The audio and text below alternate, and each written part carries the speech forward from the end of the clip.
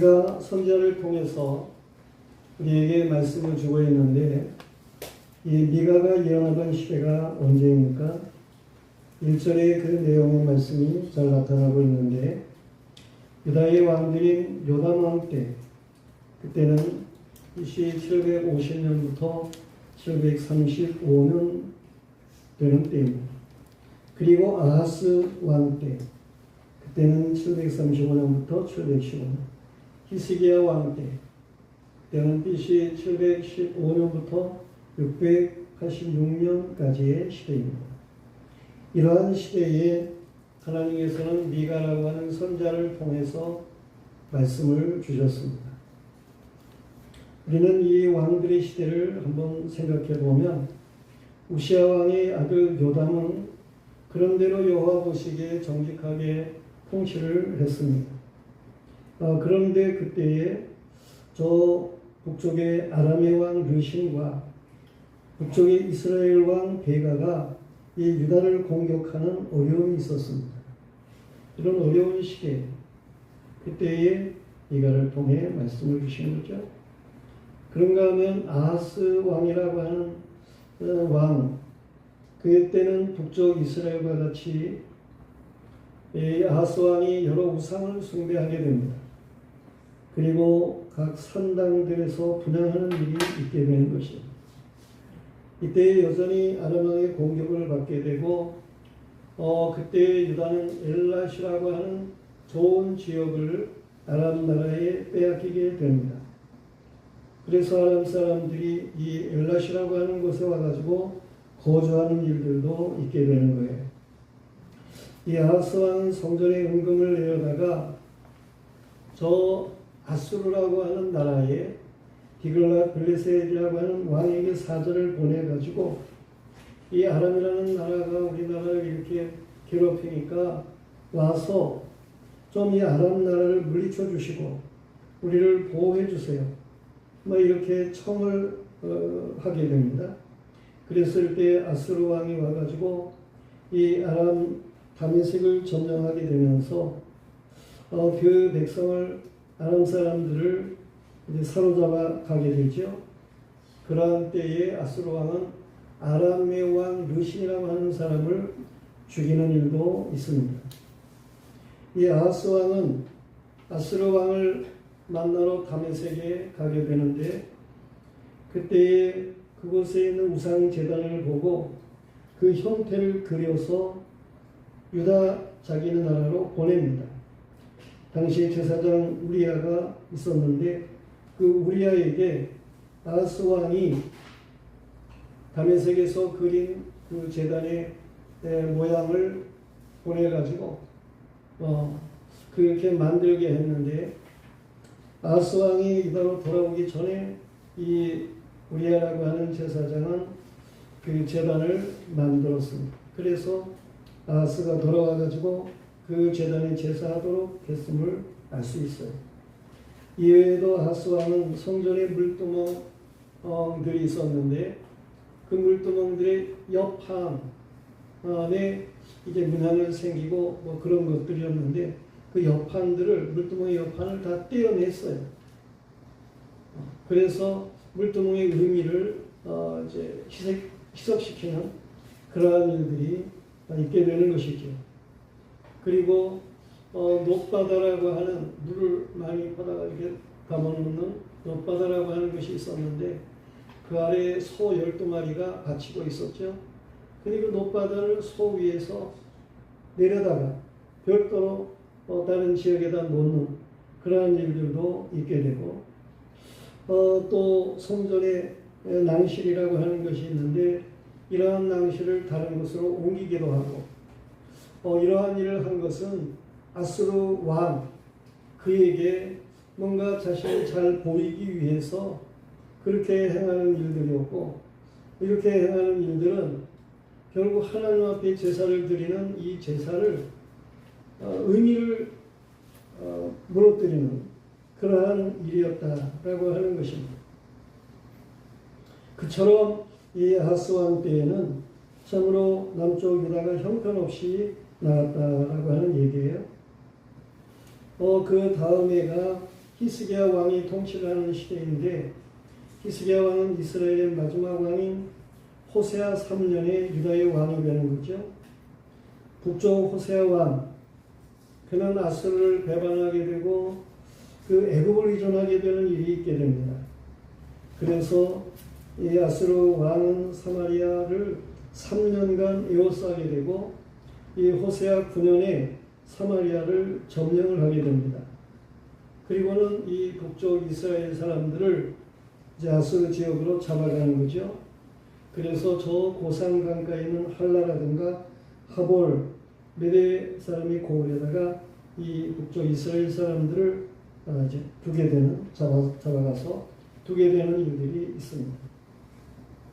이처럼 북쪽 이스라엘 나라, 그들은 우상 숭배하다가 또 애국과 같은 나라를 의존하다가 그러다가 결국은 망했다, 그런 일입니다. 유다의 히스기야 왕은 여호와 보시기에 정직하게 행했습니다.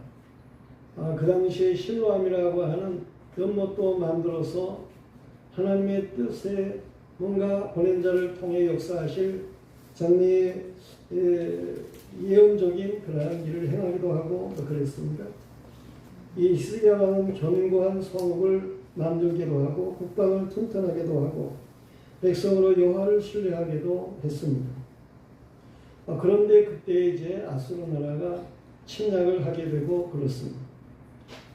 그래서 참으로 많이 어려웠는데 이러한 때에도 히스기야 왕은 기도하면서 여호와의 능력을 체험하기도 하고 또 전쟁 후에는 죽을 병에 들었었는데 당장 죽을 병이었는데 하나님 앞에 기도해가지고 15년 동안이나 그 생명을 연장하는 이러한 일도 있게 되고 그렇습니다.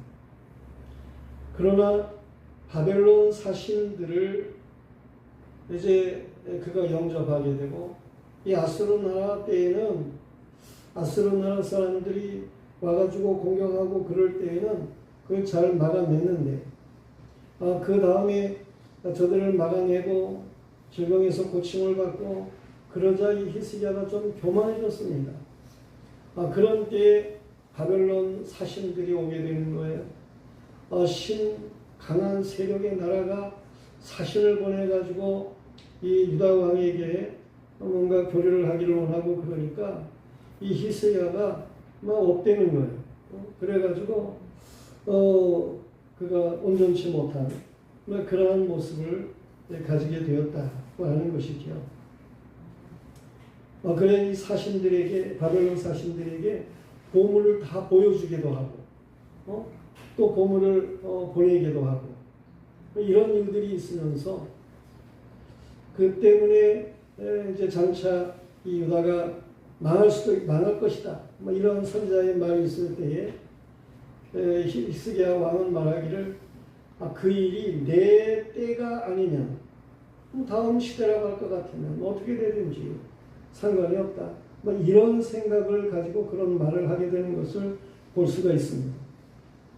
그래서 그런지 다음 세대에 대해서 그렇게 관심이 없어가지고 병들어 죽게 되었다가 고침을 받아가지고 3년 되는 때에 므낫세라고 하는 자식을 낳았는데 이 므낫세를 기를 때에 참으로 신앙적으로 바르게 기르지를 못해서 나중에 보면 므낫세가 형편없이 악한 왕이 됩니다. 이 유다의 멸망의 원인이 므낫세 때문이다 라고 성경에 말할 정도로다가 므낫세가 악한 그런 방향으로 나가게 됩니다. 악한 왕이면서도 55년 동안이나 통치를 해요. 그러니 얼마나 그 유다 나라가 형편없이 되었겠나 라고 하는 것을 알 수가 있는 것이죠. 이러한 시대에 여호와께서는 미가라고 하는 선지자를 두어가지고 예언하게 하였다라는 말씀입니다. 이런 시대에 여호와께서 이 유다 백성에게 하고 싶은 말씀이 무슨 말씀입니까? 오늘 그것이 미가서에 나타나고 있는 거예요. 왜 미가라고 하는 선지자를 하나님께서 쓰시는 것입니까? 그것이 미가서를 통해서 말씀되고 있는 것입니다. 우리가 이 말씀을 통해서 첫째로 생각할 수 있는 것은 여호와께서 강림하시는 이유에 대해서 말씀을 하고 있습니다. 여호와께서 강림하시겠다는 거예요. 우리가 3절 말씀을 다 같이 읽어보겠습니다. 1장 3절입니다. 여호와께서 그의 처소에서 나오시고 강림하사 땅의 높은 것을 밟으실 것이라. 여호와 하나님께서 땅의 높은 것을 밟기 위해서 강림하시겠다라고 말씀을 하십니다. 이어서 주시는 말씀은 여호와께서 갈라지게 하시겠다는 거예요. 갈라지게 하겠다는 것은 구별하시겠다는 말씀입니다. 그리고 불 앞에 밀초같이 녹아지게 하겠다라고 말씀을 하고 있습니다. 이것은 심판하시겠다라고 하는 말씀입니다. 마지막 날에 어떻게 되겠습니까? 시대마다 하나님께서 진노하실 때 행하신 일들이 있어서 전염병으로도 전쟁으로도 그런가 하면 기근으로도 역사하시는 일들이 있습니다. 우리가 살고 있는 시대의 기근만 할지라도 여러 가지가 있잖아요. 불르다가 불이 나가지고 막 그냥 어려움을 겪는 그러한 일들도 있는 것이고, 얼마 전에는 홍수가 있어가지고 또 홍수로 어려움을 당하는 그러한 일도 있고, 이러한 재난의 일들이 많이 있습니다. 이 날씨가 이렇게 참으로 뜨거워지고 이러는 일들이 우리 대한민국에만 있고 이런 일들이 아니에요. 세계적으로 이러한 일들이 일어나게 되고 그렇습니다. 보다도 심각해질 그러한 뜨거운 일들이 있을 것을 하나님께서는 말씀으로 가르쳐주고도 있는 거예요. 우리가 베드로후서 3장 10절 말씀을 다 같이 한번 읽어보겠습니다. 주의 날이 도적같이 오리니 그날에는 하늘이 큰 소리로 떠나가고 물질이 뜨거운 불에 풀어지고 땅과 그 중에 있는 모든 일이 드러나리로다. 이처럼 되어질 재앙의 일들에 대해서 하나님이 말씀하고 있습니다. 그러나 하나님의 백성으로 사는 자에게는 어떤 일이 있겠습니까? 베드로후서 3장 13절부터 14절 말씀 다 같이 읽습니다. 우리는 그의 약속대로 우리가 있는 곳인 새 하늘과 새 땅을 바라보다. 그러므로 사랑하는 자들아, 너희가 이것을 바라보는 주 앞에서 점도 없고 흠도 없고 평강 가운데 나타나기를 힘쓰라. 우리는 새 하늘과 새 땅에서 살게 될 것입니다. 새 하늘과 새 땅이 이 땅이라고 생각하는 그러한 사람들이 있습니다. 이 땅 이곳에서 그냥 육신의 몸을 입고 살 것이라고 말하는 그러한 이단들이 얼마나 많습니까? 그러나 그렇지 않습니다. 인생은 죽는 것이고 영혼은 새로운 몸을 입도록 되어 있는 것이고, 하나님께서 우리에게 허락하실 땅은 새 하늘과 새 땅인 것입니다. 여호와께서 야곱의 허물과 이스라엘의 죄 때문에 진멸하시겠다고 말씀을 하십니다. 여호와 하나님은 죄악의 문제를 용납하지를 않으시는 거예요. 여호와는 선하십니다. 거룩하십니다. 의로우십니다. 그렇기 때문에 죄악을 결코 용서하실 수가 없으십니다. 야곱이 낳은 이스라엘 12지파를 말하는 것인데, 여호와께서는 북쪽 이스라엘의 하나님만 되시는 것이 아니고 남쪽 유다 나라의 하나님만 되시는 것도 아닙니다. 이 두 나라를 다 가르쳐서 야곱이라 그렇게 말씀을 하시면서 그런데 이들이 죄를 범함으로 여호와께서 저들을 국문하시겠다는 거예요. 당시 역사 속에 여호와의 진노는 아람이나 아수르나 바벨론 나라를 동원해 가지고 전쟁으로 그 북쪽 이스라엘을 망하게 하고 유다를 치는 이러한 일들이 있게 하셨어요. 여호와께서 영이시기 때문에 직접 나타나 보이지를 않으니까 사람들이 생각하기를 우연같이 생각하는 그런 사람들이 있는데, 하나님께서는 영으로 이 모든 창조하신 것 가운데 역사하시는 것입니다. 천지의 주체가 되시는 분은 나라를 이 세상의 어떤 나라들을, 강한 나라들을 일으키고 그 나라들로 하여금 이 죄악의 나라를 징벌하는 이러한 일들이 있게 하시는 거예요.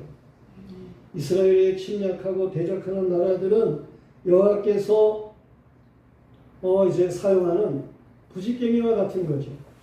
이 택한 백성 이스라엘, 이 유다, 이 백성들, 야곱이라고 말할 수 있는 이러한 백성들을 하나님께서 죄악을 범하는 것을 보고 계시지를 못하는 거예요. 저들을 깨닫게 하기 위해서 하나님께서는 이 아람이라든가 아스르라든가 바벨론이라고 하는 나라들을 동원해 가지고 이 하나님의 백성들, 택한 백성을 이제 깨닫게 하는 이런 일이 있어요. 이 동원되는 나라들이 여호와 하나님의 부지깽이다라고 성경은 말씀을 하고 있는 거예요. 부지깽이를 사랑해서 쓰시는 것이 아니고 택한 자녀를 사랑하여 깨닫게 하기 위해서 부지깽이를 사용하시는 것이죠. 성도들이요, 우리는 여호와께서 부지깽이를 들으셨다라고 생각될 때에 깨달아야 하는 것입니다. 잘못을 깨닫고 회개할 줄 알아야 하는 것입니다. 주께로 돌아가야 하는 것입니다. 그런가 하면 이 사마리아를 무더기 같게 하시겠다고 말씀을 하십니다. 6절 말씀을 다 같이 읽어보겠습니다. 이러므로 내가 사마리아를 들에 무더기 같게 하고 포도 심을 동안 그 기초를 드러내며 라고 말씀하고 있어요. 이처럼 사마리아를 무더기같이 하겠다라고 하는 말씀은 이것은 저들을 하나님께서 그 죄악대로 진노하시겠다라고 하는 말씀인 것입니다. 그래서 그 시체를 마치 무더기같이 그렇게 쌓게 하실 것을 말씀을 하시는 거예요. 왜 하나님이 저런 북쪽 이스라엘 사마리아를 진노하시는 겁니까? 저들은 새긴 우상들이 있었습니다. 여호와께서 미워하시는 것은 무엇보다도 우상인 거예요. 우상숭배. 우상이라고 하는 것은 하나님을 떠난 인생이 욕심에 이끌려가지고 막연하게 만들어 숭상하는 것, 그것이 우상인 것입니다. 그러므로 탐심에서 나오는 것이죠. 우상숭배가. 여호와께서는 그 어떤 형상도 숭상하기 위해서 만들면 죄악이다 라고 하는 것을 분명하게 하고 계시는 것입니다. 여호와께서는 그 새긴 우상을 부수기 위해서 일하십니다. 그런가 하면 이 우상 숭배의 이것을 음행이라 그렇게 말을 하게 됩니다. 하나님께서는 사마리아의 음행 때문에 저들을 멸하시고 무더기를 쌓으시겠다 말씀을 하시는 것. 죄악으로 인하여 아람 나라가 침략하니까 이 사마리아는 저들과 음행을 하게 되고, 아스르 나라가 침략하니까 아스르 사람들과 음행하고, 왕이 애굽을 위전하니 애굽 사람과 음행하는 이러한 일들이 있게 되었습니다. 음행하는 자들은 호세아서에서 말하는 것처럼 돈을 받고 음행하는 것이 아니고 자기 돈을 들여서 음행했다라고 하는 거예요. 갖다가 우상에게 이제 바치며 그러면서 음행하는 그러한 일들이 있었다는 거죠. 그런데 실제적으로도 이 사마리아 사람들은 음행하게 되고 그랬습니다. 그래서 혼혈을 만들게 되는 일들이 있게 되고, 유다 백성들이 볼 적에 이 사마리아 사람들은 도저히 같이 할 수 없는 그런 이방인이다 라고 말할 정도로다가 음행하는 일들이 있었던 거예요. 음행으로 버는 돈은 음행의 값으로 다 쓰였습니다. 사창이나 남창이나 여인들이 돈을 목적으로 빠지는 경우도 있고, 폭행으로 빠지는 경우도 있고, 쾌락으로 빠지는 경우도 있겠지만 결국 보면 완전히 심각한 폐인들이 되고 마는 것입니다. 참으로 불행한 사람들이 빨리 그러한 것에서 탈출해야 하는 것이죠. 여호와께서 음행으로 번 돈은 절대로 가져오지 말라고 말씀을 하셨어요. 성경에서의 음행이라고 하는 것은 이미 말한 것처럼 이것이 우상숭배, 그것을 영적인 음행이라 그렇게 말씀을 하고 있어요. 여호와께서 우상 숭배를 결코 용서하지 않습니다. 그래서 이 우상 숭배로 시작을 한 금송아지를 만들어 가지고 저들의 남쪽 베델, 북쪽 다한 이곳에다가 금송아지를 만들어 놓고 숭상하게 한 이스라엘 나라, 시작부터가 그랬는데 이러한 북쪽 이스라엘 나라는 BC 722년에 아스로 나라에 완전히 망하게 되는 것입니다. 성도들이요, 우상을 멀리 하시기를 바랍니다. 아멘. 우상 숭배하면 망하는 것입니다. 아멘. 뭐 손에 왕자를 쓰고 나오고 그런다고 그래가지고 잘 되는 겁니까? 그러면 망하는 거예요. 부적을 챙기면 망하는 거예요. 통일교와 같이 이단들 저들과 뭔가 관계를 가지고 그러면 망하는 것입니다. 우리는 깨달아야 되는 거예요. 자기도 모르는 사이 우상에 깊이 빠지는 일들이 있습니다. 그래서는 안 되는 것입니다. 어떤 사람 보니까 무슨 인형을 갖다가 그냥 집에다가 가득 채우고 있더라고요. 1층뿐만 아니라 2층까지도 채우고 막 가득 채우고 그랬다. 그게 우상이에요. 그거 우상. 그 사람 보니까 좀 뭔가 좀 이상해. 눈이 좀 이상하더라고요. 그렇게 인생을 살아서 되겠습니까? 어떤 사람은 앞으로 로봇을 많이 두고 살 수도 있겠습니다. 우상되는 것들은 하나님 외에 더 성상하게 되면 그걸 우상이다 그렇게 말하게 되는 거예요. 그래서 베이컨 같은 사람은 5대 우상에 대해서 이야기를 했습니다. 동굴의 우상 그래가지고 자신을 굉장하게 큰 사람같이 명예적인 것 같아 이런 데로다가 몰고 가는 이런 것이 우상이게 되는 것이고, 시끄러운 세상에서 큰 소리 치고 그러면 그게 진짜인 줄 알고 쫓아가려고 하는 이러한 것들 시장의 우상이고, 종족이 같이 부모가 형제가 말을 하면 그것이 옳은 말인 줄로 알고 그래가지고 쫓아가는 종족의 우상이 있는 것이고, 또 책에 기록하면은 그게 다 진리인 줄로 알고 그걸 숭상하는 이런 문자의 우상의 사람들이 있는 것이고, 극장에서 사람이 가면을 쓰고 막 연극을 하고 그러잖아요. 그러면 그게 가면 쓴 게 그게 그 사람이 진짜인 줄로 생각을 하고 이렇게 또 마음을 빼앗기는 이러한 것들도 우상이다. 베이컨은 그렇게 얘기를 했습니다. 우리는 창조하신 여호와를 떠나는 다른 무엇에 빠지는 것이 되어서는 안 된다라는 사실을 분명하게 해야 하는 것입니다.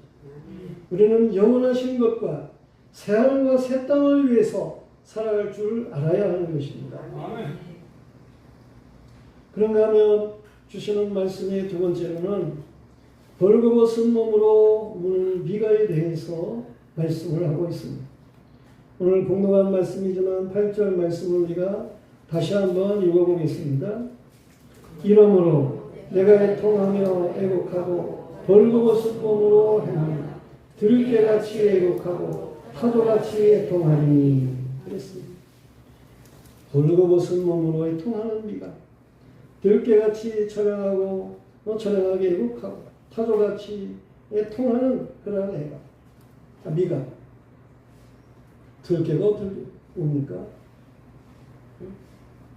저 들깨 그러면 많은 버려진 개들이 있어서 그렇습니다만 요즘에도 버려진 개들이 많이 있습니다. 그런데 사모님 늘 저 비금도에 수련회 갔을 때에 그 비금도 앞바다에 버려진 개 그 생각을 하고 말하는 그러한 일이 종종 있습니다. 정말 그때 개를 보았어요. 근데 주인이 없는 개인 것 같아요. 틀림없어요. 꼬리를 세우지를 못하고 쭉 늘어뜨리고 그리고 그가 방황하는 그러한 모습을 봤어요. 그가 우는 모습도 힘이 없는 거예요. 막 그냥 허공을 향해서 또 처량하게 멍멍멍 짖는 그러한 모습을 보았어요. 사람들 가까이 오지도 못해요. 두려워가지고 가까이 오지도 못하고 오고 싶으면서도 오지도 못하는 그러한 처량한 모습을 우리가 보았습니다. 들깨같이 미가는 울었어요. 왜 그랬습니까? 그런가 하면 타조같이 울었다 그랬습니다. 타조가 어떻게 웁니까? 타조가 우는데요. 타조가 우는 거는 이렇게 웁니다. 타조가 그렇게 울어요. 이 타조가 성대가 없어요.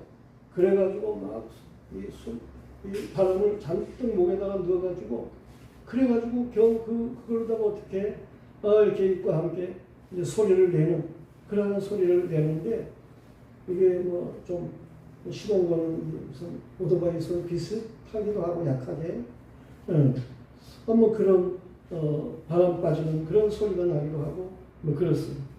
참다 못해가지고 그냥 어떻게 소리를 좀 내는 뭐 그런 소리에 비슷한 것이 납니다. 원래 타조는 잘 안 울어요. 우는 소리가 못 듣습니다. 그래서 안 우는 줄 아는데 울 때 그렇게 막 힘을 그냥 넣어가지고 그래가지고 하는 그런 소리를 내는 게 있습니다. 미가 선지자가 들깨같이 울었다는 거예요. 힘이 처량한 이런 것을 타조같이 울었다는 거예요. 도저히 참을 수가 없는 그러한 울음이었음을 생각할 수가 있는 것입니다. 애통한 것은 유다까지도 사마리아 죄악에 오염되었기 때문에 그런 거예요. 저 북쪽 이스라엘만 죄를 범하고 망한 게 아니에요.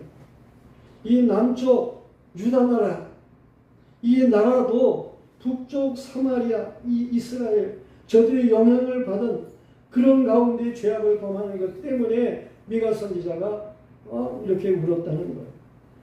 호세아서 5장 5절 말씀 다 같이 읽겠습니다. 이스라엘의 교만이 그 얼굴에 드러났나니 그 죄악으로 말미암아 이스라엘과 에브라임이 넘어지고 유다도 그들과 함께 넘어지리라. 유다도 북쪽 이스라엘과 같이. 다시 호세아서 6장 10절과 11절 읽겠습니다. 내가 이스라엘 집에서 가증한 일을 보았나니 거기서 에브라임은 음행하였고 이스라엘은 더럽혀졌느니라. 또한 유다여 내가 내 백성의 성작품을 돌이킬 때에 내게도 수수할 일을 정하였느니라.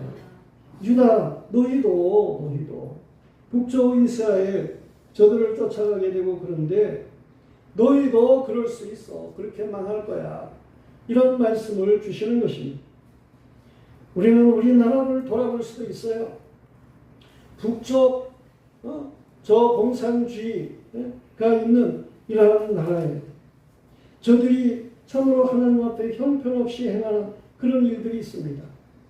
핵을 만들어가지고 어떻게 하겠다는 겁니까? 아니 동족을 다 죽이겠다는 겁니까? 세계를 다 멸망시키고 말겠다는 것입니까? 그렇게 나가는 이런 공산주의를 닮아서 해야 되겠습니까? 점점 닮아가려고 하는 이러한 일들이 있는데 우리 이거 애통해야 되는 거예요. 애통해야 하는 것입니다. 미가는 울음을 가두에 알리지 말라고 말을 했습니다. 이 가드라고 하는 것은 블레셋 지역을 말하는 거예요.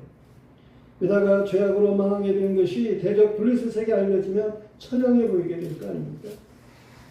여호와를 모르는 저들은 이스라엘 하나님 여호와를 모욕할 것이기 때문입니다. 중요한 것은 북쪽 이스라엘이 그렇게 우상숭배에 하나님 앞에 범죄해가지고 BC 722년에 아스르 나라에 망했다고 그랬잖아요.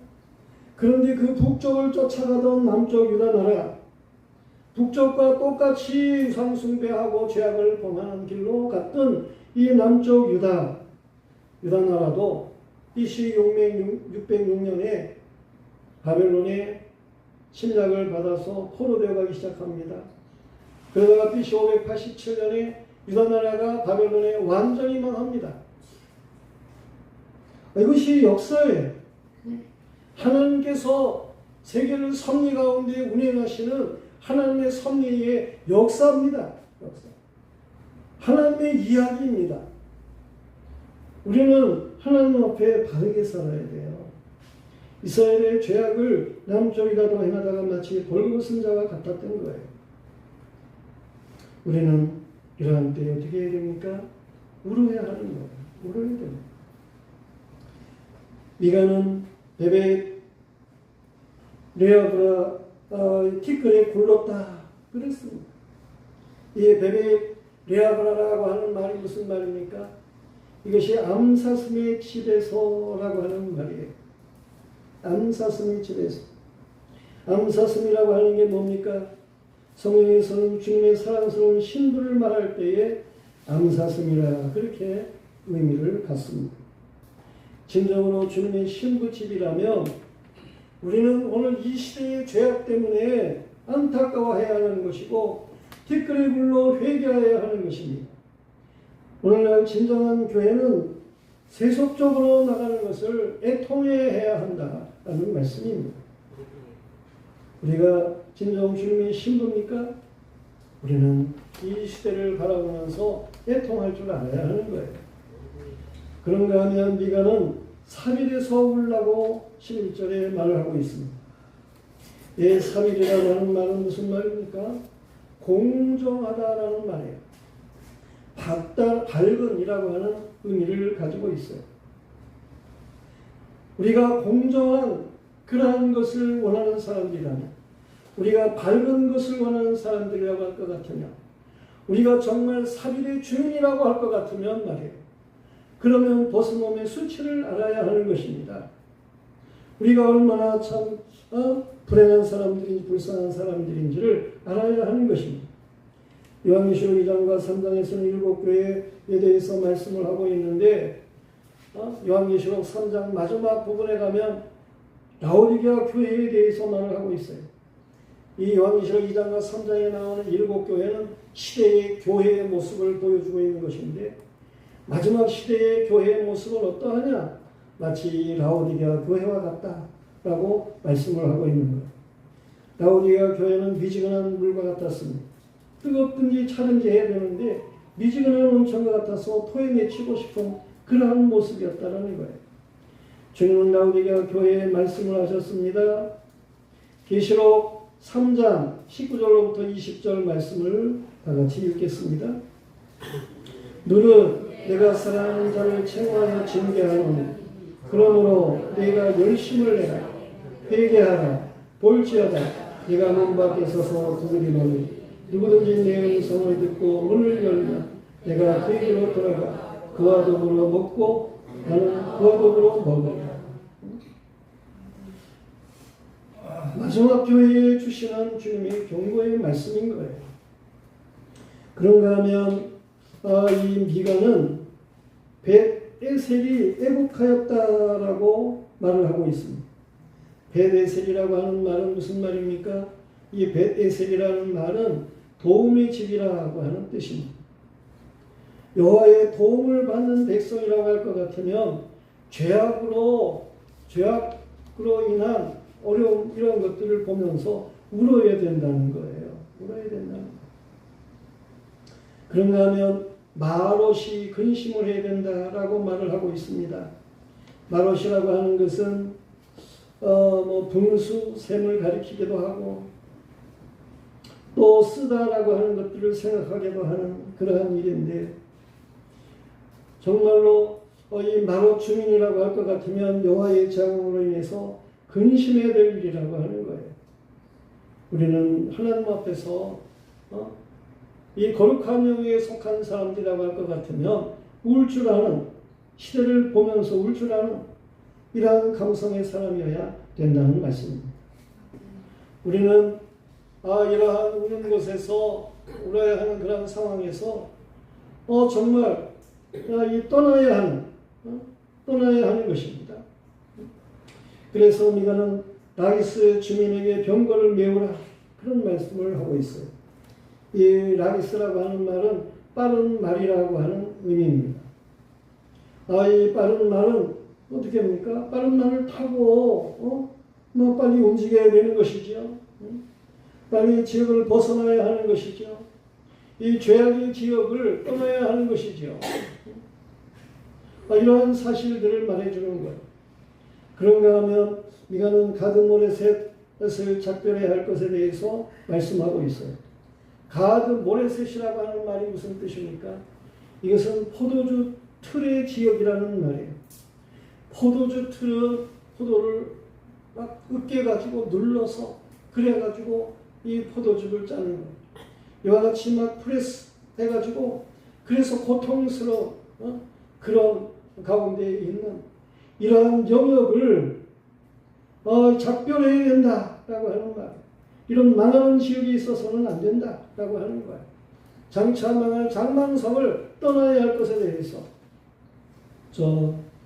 철로역정을 쓴 장관이 쓴 책에 보면은 거기에 장차 망할 성을 떠나야 된다라고 전도자가 말하게 되는 것을 볼 수가 있습니다. 떠나야 돼. 죄악을 떠나야 하는 것입니다. 여호와의 형벌을 벗어나야 하는 것입니다. 그런가 하면 미가는 악십을 벗어나야 할 것에 대해서 말씀을 하고 있어요. 악십이라고 하는 말은 거짓이라는 말입니다. 이 거짓의 영역을 벗어나야 하는 것입니다. 떠나야 하는 거예요. 그 죄악이 이 거짓의 영역에 그대로 있어서는 그러면 망할 수밖에 없는 거예요. 우리는 거짓의 영역에 그대로 있어서는 안 됩니다. 오늘날 얼마나 거짓과 술수가 난무하는 그러한 세상 우리가 살고 있습니까? 우리는 이러한 세상에서 떠나야 되는 거예요. 정말 도피할 줄 아는 이러한 믿음의 사람들이어야 하는 것입니다. 성도들이요, 자신의 벌거벗은 모습을 깨달아야 하는 것입니다.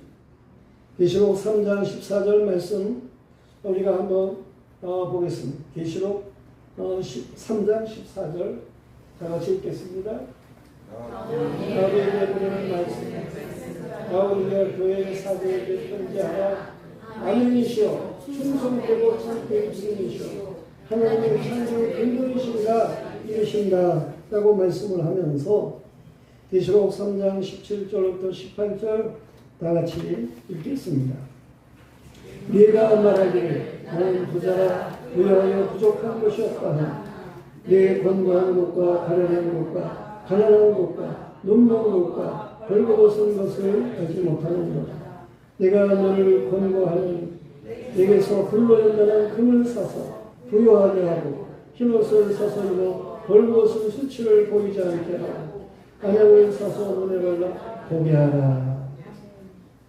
죄악을 범하면 잘 믿던 것 같은 사람도 망합니다. 여호와는 사랑하는 자의 죄도 용서하지 않으십니다. 사랑하기 때문에 징계하십니다. 고치시기 위해서 치시는 것입니다. 우리는 정신을 차려야 하는 것입니다. 저희가 3일 동안 기도했어요. 금식하며 기도했어요.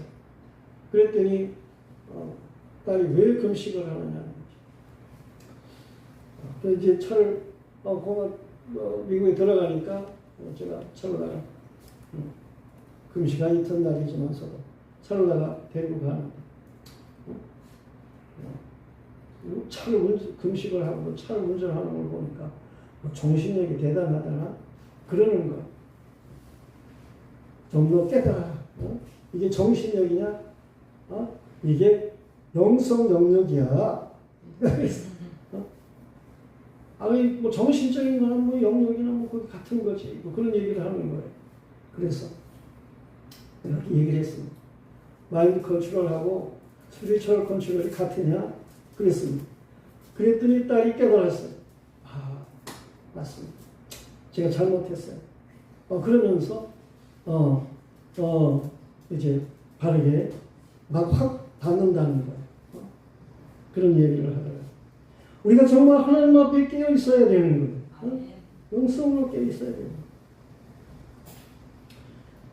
세 번째로 여호와의 궁극적인 말씀이 무엇입니까? 우리에게 주는 궁극적인 말씀이 뭐예요? 15절 말씀. 15절 말씀. 읽겠습니다. 1장 15절. 말해사 주민아 내가 장차 너를 소유할 자로 내게 이르게 하리. 이 이스라엘 영이 아둘람까지 이를 것이라. 마레사에서 아둘람에 이를 것이다 라고 말씀을 하고 있는 것입니다. 이 마레사라고 하는 지역이 뭐라고 그랬습니까? 이게 포도주 틀의 지역이라는 거예요. 형벌의 지역이라는 것입니다. 그런데 그곳에서 정말 미가가 울고 그 유다 백성이 그에 따라 운다고 할 것 같으면, 그러면 하나님께서 저들을 아둘람에 이르게 할 것이라는 거예요. 아둘람이라는 말이 무슨 말입니까? 백성의 정의라는 말입니다. 백성의 정의에 이르러야 된다라고 하는 것을 말씀하는 것이고, 백성의 정의가 세워지는 역사에 대해서 말씀을 하시는 거예요. 여호와의 진노의 장소가 여호와의 영광의 장소가 될 것에 대해서 말씀을 하시는 거예요.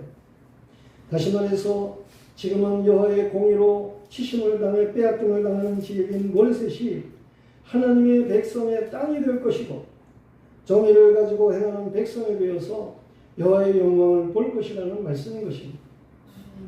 미가서가 미가라고 하는 사람을 통해서 주신 말씀인데, 왜 하필이면 미가를 통해서 주십니까? 이 미가라고 하는 이름의 뜻이 누가 여호와 같으냐라고 하는 뜻인 것입니다. 여호와 하나님께서 우는 자를 위해서, 우는 자를 통해서 일을 하시게 되는데, 누가 여호와와 같으냐라고 하는 놀라운 역사를 나타내시겠다는 것입니다. 미가서를 통해서 주시는 말씀을, 궁극적인 말씀을 우리가 살펴보겠어요. 4장 1절부터 2절까지 주고 있는 말씀입니다. 4장 1절부터 2절까지 읽겠습니다.